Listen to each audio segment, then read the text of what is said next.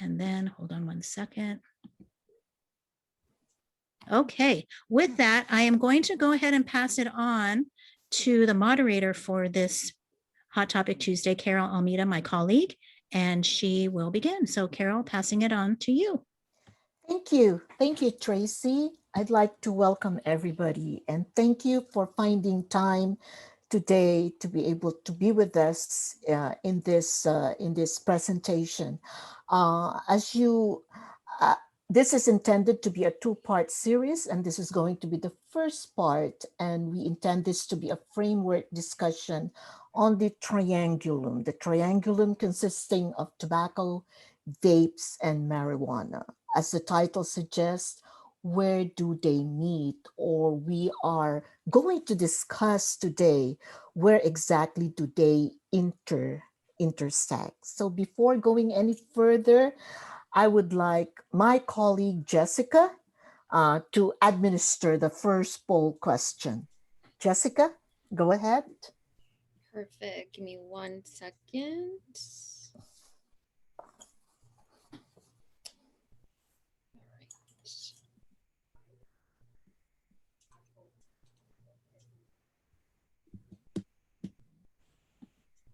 All right. So the first question should be on your screen right now. And it is, do you think legalization of marijuana decreases the perception of harm among people? 1, strongly disagree. 2, disagree. 3, neither disagree or agree. 4, agree. And 5, strongly agree. So at this time, go ahead and take the time to vote.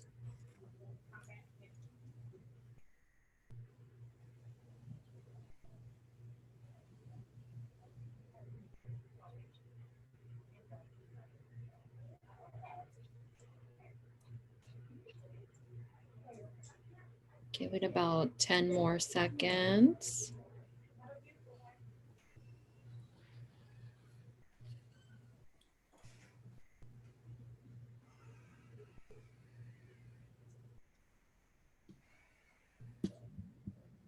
All right. Did everyone get a chance to vote?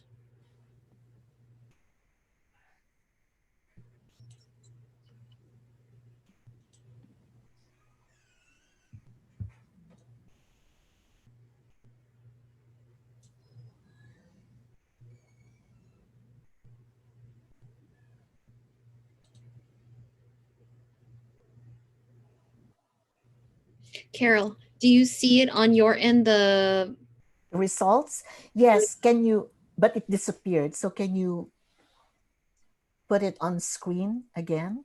Yeah, so that I could read it. Okay, here are the results, and it will serve as a pre-test. Okay, do you think legalization of marijuana decreases the perception of harm among people? Okay, among the people present today, 9% disagree. Okay, 18% neither disagree or agree.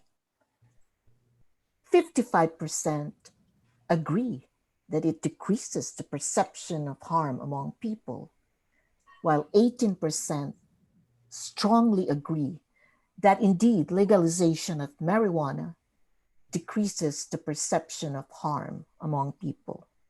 So those are the results based on the responses of people present in this presentation.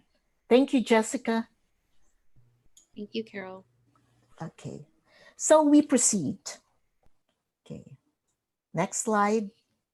Okay, what is the triangulum? Okay, the triangulum of tobacco, vapes, and marijuana is a framework for understanding product use, the collective impact and harm of these products, especially on youth, and the policies, regulations that protect youth and communities from the harmful effects of the triangulum of tobacco, vapes, and marijuana.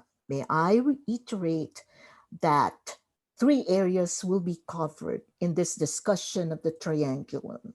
The triangulum with respect the points of intersection of the triangulum with respect to product use, the collective impact and harm of these three products, especially on youth, and policies and regulations that protect youth and communities from the collective harm of the triangulum.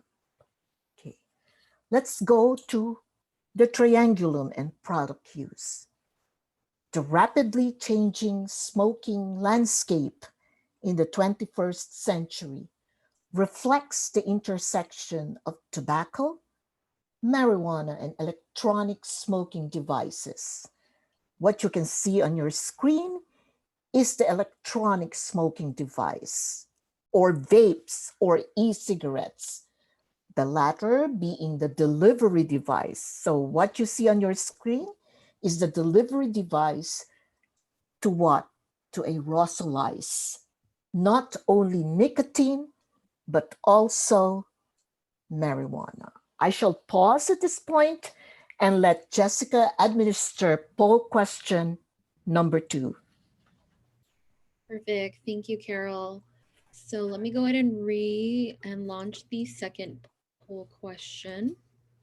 So you should see the second poll question on your screen, but when you hear the word vaping and a vapor, do you think it is related to tobacco products, marijuana products, or both?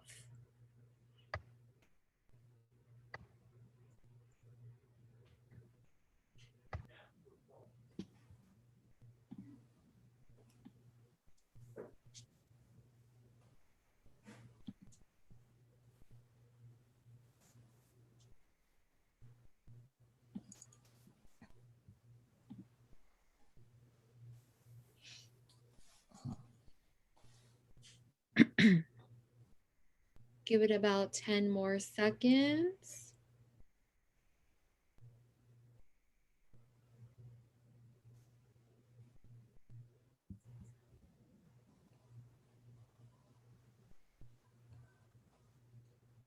All right. Go ahead and share the results right now. And then Carol, if you can read the result. Okay.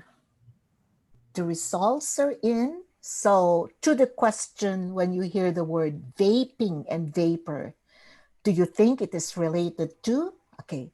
Tobacco products is 29%. Marijuana products is 0%. Both, meaning tobacco and marijuana, 71%. Thank you, Jessica.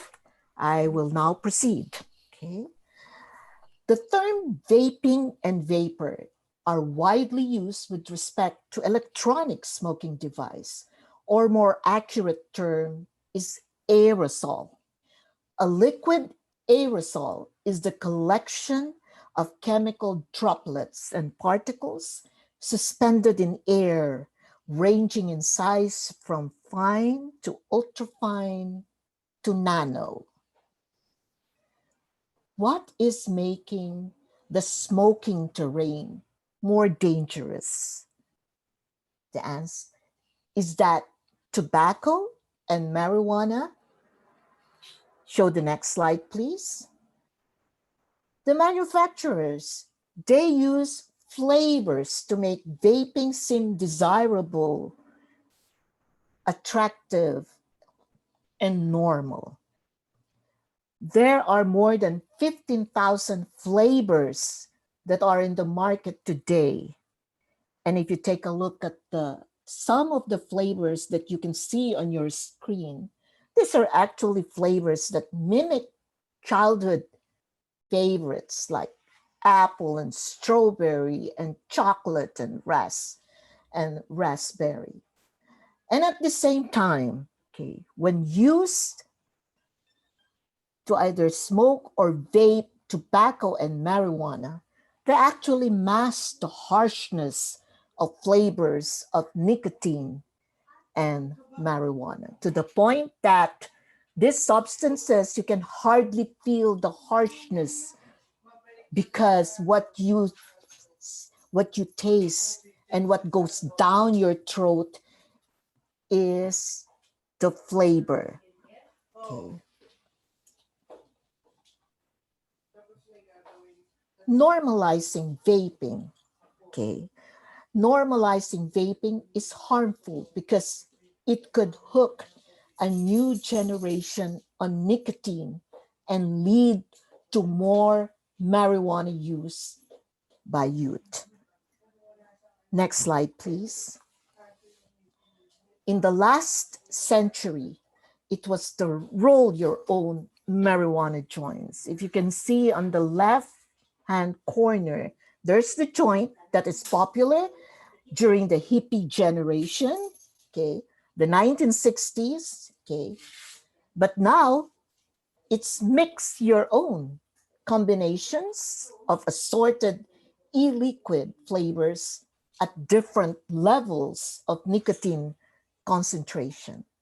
Vaporizers are used to aerosolize highly concentrated forms of marijuana. Blunts and spliff, okay, what you can see on your screen, which are products, they are actually products that contain both tobacco and marijuana. They are common forms now of co-use. Okay, so I will ask again Jessica to administer poll question number 3. Perfect. So we have another poll question on your screen, and that is, how likely do you think teens who vape tobacco products will also vape marijuana products?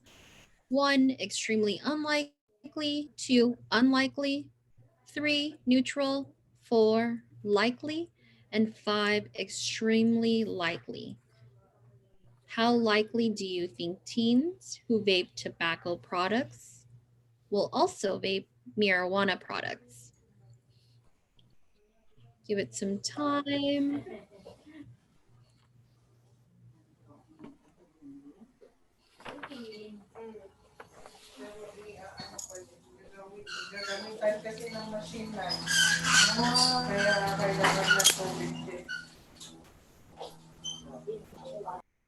Give it 10 more seconds.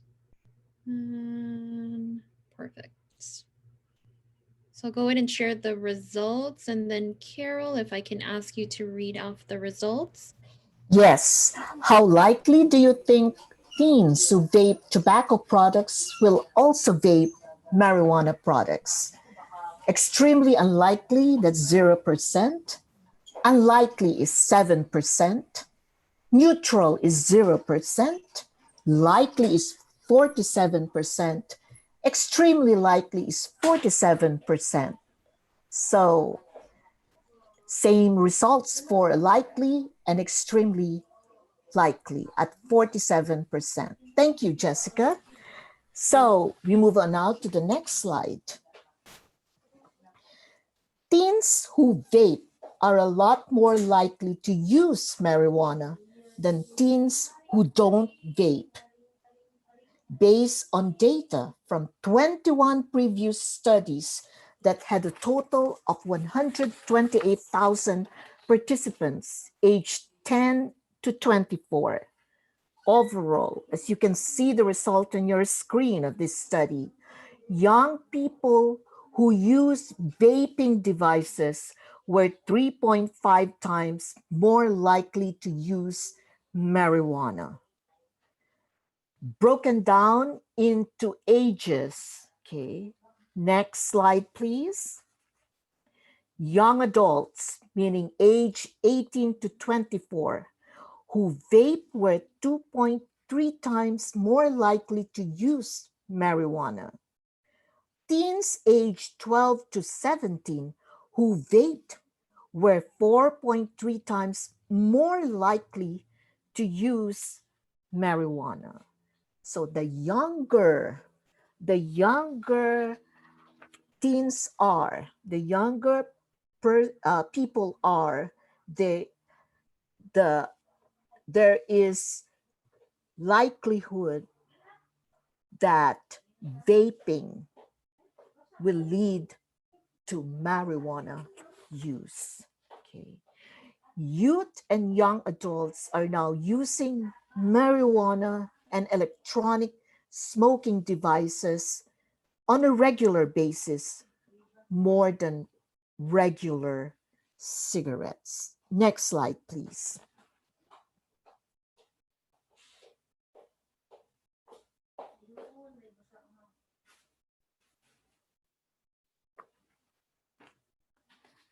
Go back. Okay. Although cigarette use rates have declined to record lows, marijuana use is highest among adolescents who smoke. In 2016, among high school seniors who use marijuana, 65% had ever smoked a cigarette. Okay. Next slide, please. We now go to the impact of the triangulum on brain development. Research shows our brains don't fully develop until age 25. But in between, and as we come close to age 25, we are in a stage, our brain is in a stage of what we call intense construction. So therefore, youth who vape marijuana and co-use tobacco and marijuana are at higher risk for memory loss, which impacts academic performance. So it will result to getting lower grades, skipping classes, dropping out of school, anxiety and paranoia, addiction, breathing and lung problems. So as you can see on your screen, we show you the functional areas of the brain. So much so that when we talk about breathing and even lung problems or even addiction or anxiety and paranoia, they correspond to brain centers, and so much so that anything that will affect brain development will definitely result in negative outcomes. Okay. Recently, researchers found another connection.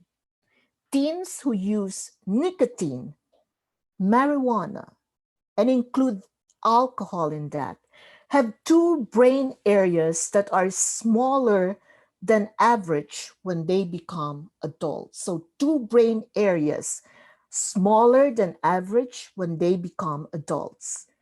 Researchers found that higher levels of cigarette and marijuana use before age 19 correlated with less gray matter in two brain areas at age 25.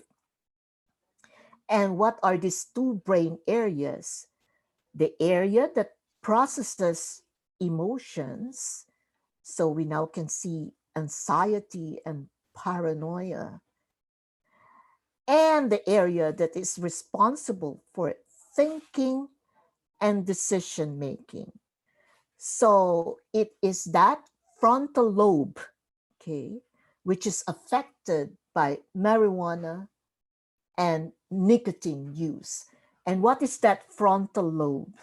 Neuroscientists, researchers, they consider the frontal lobe of our brain as the CEO of our brain, responsible for thinking, speaking, reasoning, problem solving, and decision making. Less gray matter, which means fewer neurons or nerve cell, reduce brain's ability to function in a healthy way. Okay. So we move on now to the impact of the triangulum on lung health. Next slide, please. Recent reports of lung injury due to the use of vapes or e-cigarettes, we call it EVALI, that stands for e-cigarette and vaping associated lung injury, have linked vaping marijuana with lung illnesses. As of November 20, 2019, there have been 2,290 reported cases and 47 deaths related to e-valley or electronic cigarette and vaping associated lung injury. Most of these cases, which means more than 80%, were from users who reported use of THC vaporizer products. We move on now to the Triangulum and Secondhand Smoke. Next slide, please.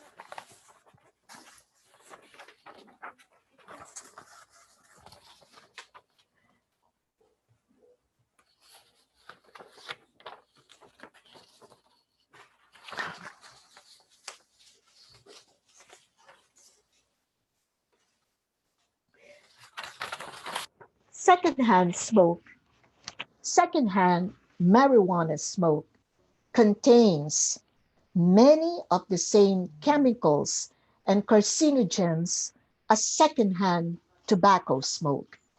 Results from laboratory testing under standard conditions found that secondhand marijuana smoke contained more than twice as much tar and ammonia as tobacco smoke and more than 8 times as much as hydrogen smoke. So what you can see on your screen is a comparison between a normal lung and a vaping lung. So it could be vaping marijuana, vaping nicotine. So you can see there, the vaping lung image looks so familiar today, right? Because they resemble the lungs, COVID lungs. So next slide, please. Exposure to marijuana secondhand smoke impairs vessel function for much longer than the exposure to tobacco smoke. Similar to tobacco, marijuana secondhand smoke exposure impairs the ability of arteries to vasodilate, which is the regulation of the diameter of the blood vessels based on conditions. Impairment may be temporary, but repeated exposure may lead to long-term impairment. So back then, during the time of cigarettes, and now during the time of cigarettes, and right now the emerging products of vapes and marijuana, there is talk about of arteriosclerosis, which is the hardening of arteries because of smoking. It still is, plus a lot more of this blood vessel diseases or ailments. As the American Non-Smokers' Rights Foundation say, there is no safe level of exposure for secondhand smoke. They are harmful at even low and occasional exposure. Smoke is smoke. Both tobacco and marijuana smoke impair blood vessel function similarly. There you go. Okay. So we move on now to the policies and regulations or laws to protect youth and communities from the harms of the Triangulum. Okay. These are the policies and regulations or laws to protect youth and communities from the harms of the Triangulum. Always remember that we operate within the strategic prevention framework with the goal of effecting environmental change. Okay. Embedded in the concept of environmental change is that, yes, we believe in information and education, but information and education alone don't affect changes, don't affect changes in social norms, social behavior. What is important when we talk about environmental change are policies, regulation, and laws. And these policies and regulations are based on data, based on scientific data, all meant to protect and look after the welfare of youth and communities from the harms of the Triangulum. Okay. Areas where, okay, California. We are in the state of California, okay, and in California, you have marijuana use, recreational use, legalized. You also have tobacco here. Always remember that at the federal level, marijuana remains to be an illicit drug. It's a Schedule 1 drug. So we focus our attention to the policies, California regulation and laws, where tobacco and marijuana laws overlap. Okay. Number one, all vaping devices are considered tobacco products, whether used for liquid, vaporized nicotine, or marijuana. And it is already a provision in the California Business and Professions Code, Section 22950.S.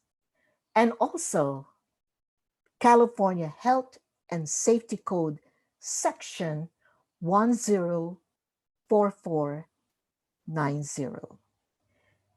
Emissions from vaping devices are subject to the same restrictions on secondhand exposure as tobacco smoke. Next slide, please. Okay, California law and cannabis smoking. Recreation cannabis prohibits cannabis in locations where smoking tobacco is prohibited.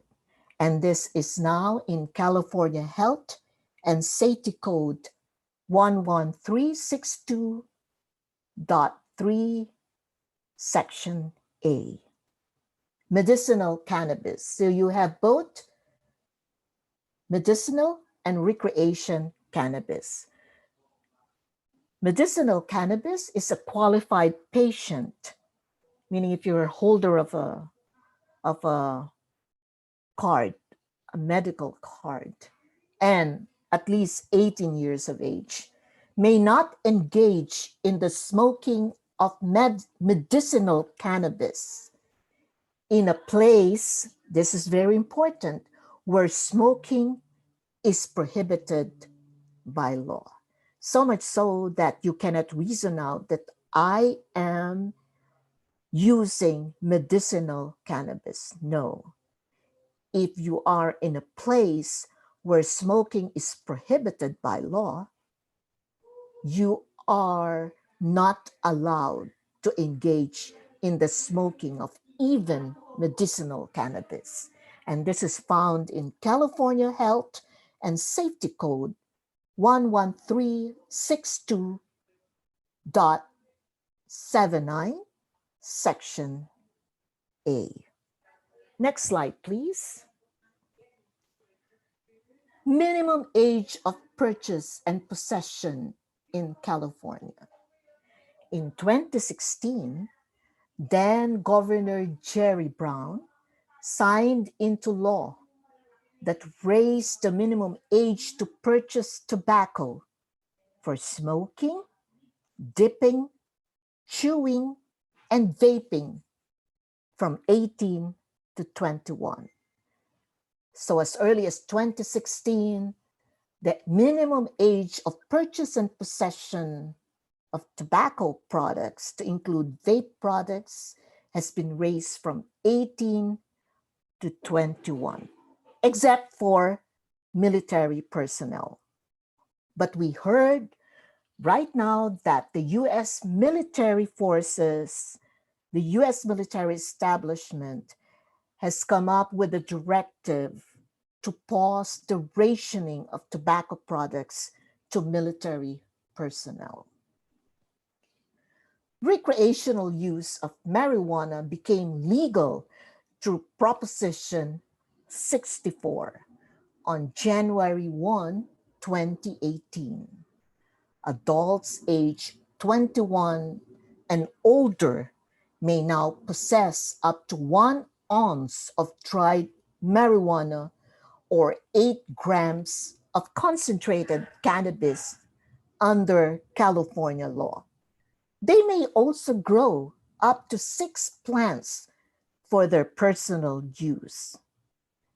But with respect to selling or even possessing cannabis with intention to sell, it still is prohibited by law without a state and a local license.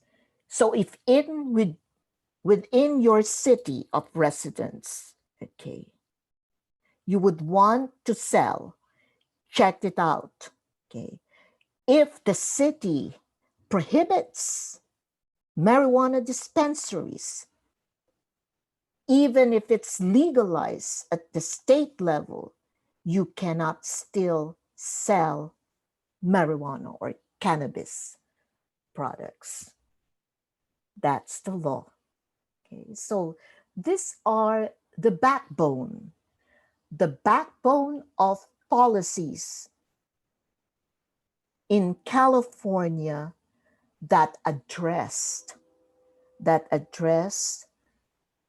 the concerns and the issues raised by the Triangulum: cigarette, vapes, and marijuana. Okay, so before the closing statement, I'll have Jessica again to administer some post-test questions. Jessica, please come in. Perfect. So I have one more question before I do the post question. So here's the last question. So it should be on your screen right now, but we're looking about the packaging of vapes. What attracts youth to start vaping? Is it the flavors, the packaging, the trends on social media, or don't know? So we're looking at the number one reason that attracts youth to start vaping.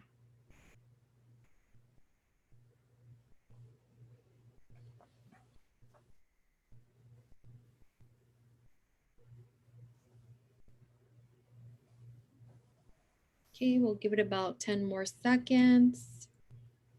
And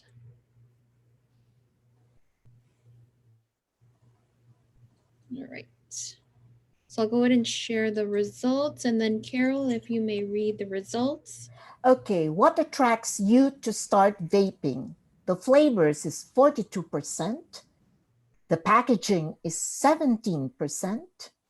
The trends on social media is 42%. Don't know is 0%. Okay, so flavors and social media, okay, they're equal in terms of percentage. Okay, so again, I have to go back to the American Non-Smokers' Rights Foundation statement, and even among legal group like public health or even change lab solutions, people will always say, I have the right, I have the freedom, give me my freedom, the freedom to smoke and to do what I want to do and to be happy under a working democracy like the United States. You ask the legal minds, is freedom limitless? Is there really a constitutional right to smoke, to vape, to use marijuana, to use tobacco and vapes? The answer is there is no constitutional right to smoke, to vape, to use marijuana. But there is the constitutional right and even the universal human right to life. And not only to life, but quality life. And quality life includes a healthy life. So we show the next slide, and we hope this gets into the consciousness of everyone.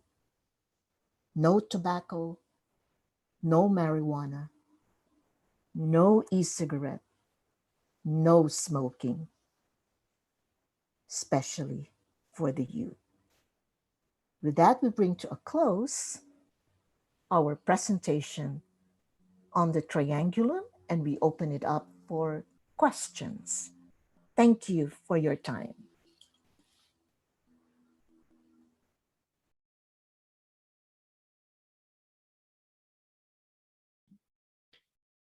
So feel free to open up your mics if you have questions to ask Carol. You can also show your face. If anyone has any questions, feel free. We'll give it a few minutes. And if you want to as well, if you're feeling shy, you could type it in the chat box.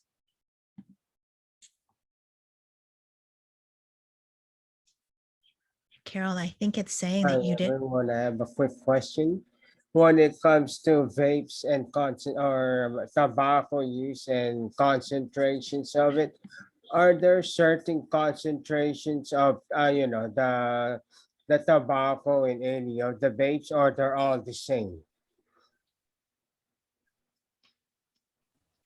Say a question again, Richard. I'm sorry. Are the concentrations of the tobacco products when it comes to e-cigarettes or vapes, whatever flavor, are they all the same, or do we have to really pay attention to how much content is in them? Okay. So I would say that I would bring it back to smoke is smoke. There is no safe level of exposure to secondhand smoke. It's very much the same as when you put it directly in your body. There is no safe level. You don't measure it in terms of concentration. You don't measure it. Marijuana concentrate, nicotine concentrate, regardless of the level of concentrate, they're the same. They are harmful.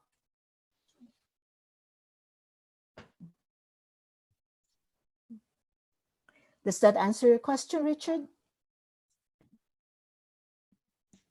Yes, it does. It clarifies it. Definitely. I didn't know that. Thank you.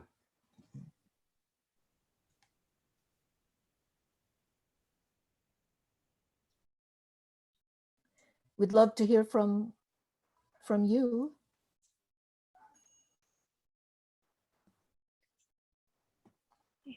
Carol, I think what it says is that you did a very thorough job with your presentation. Oh, thank you. Thank you. We could gauge it through the poll questions, right? Yes, yes. Yeah, we could gauge it. Any more, impressions, experience, just sharing of thoughts, you know.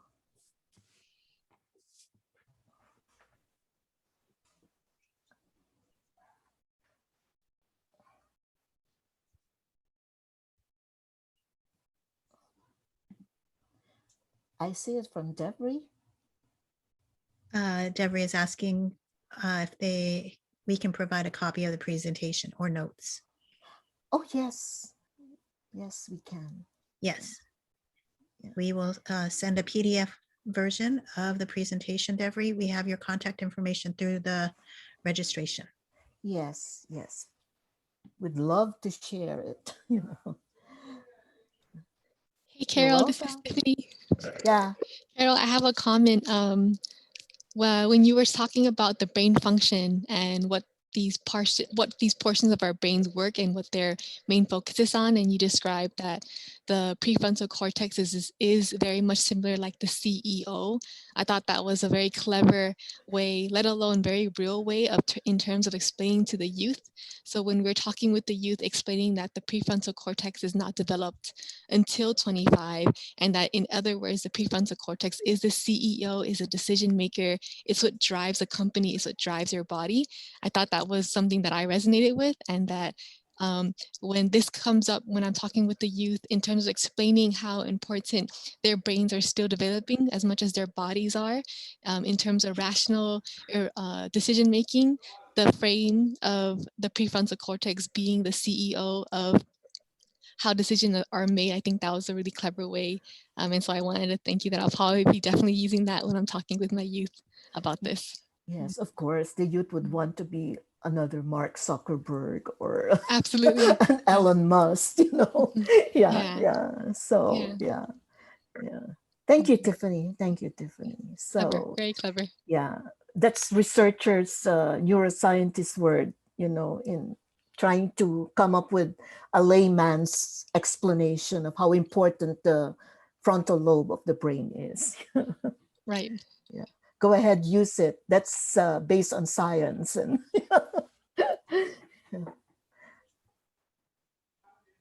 any comments? You know,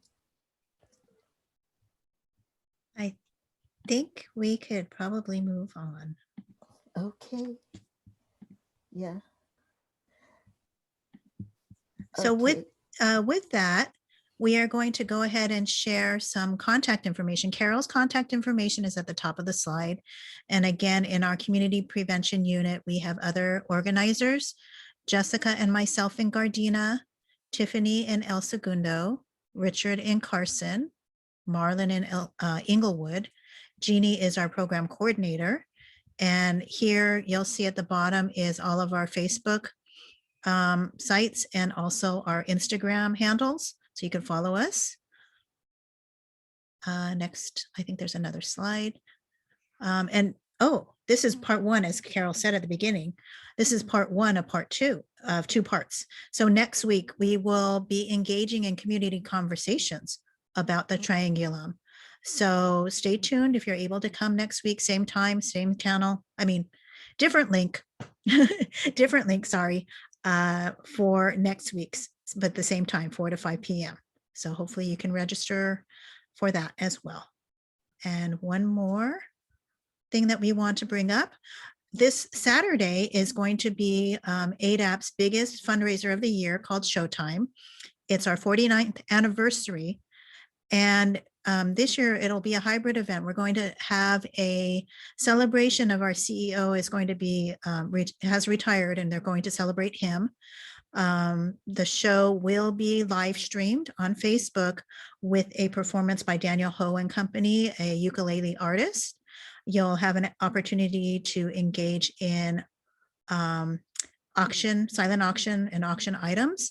All proceeds will go towards AADAP. All of the many programs that we have here at AADAP, our outpatient, our inpatient, our youth programs, our employment access. We have so many programs here at AADAP, and a big portion of it also will go towards rebuilding our Olympia Academy for the young women who will be there with their families, a residential unit there.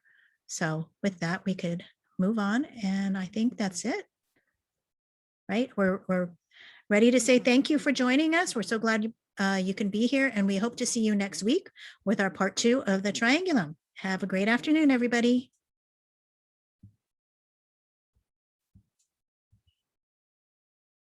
Bye-bye. Thanks, everyone. Thanks, everyone.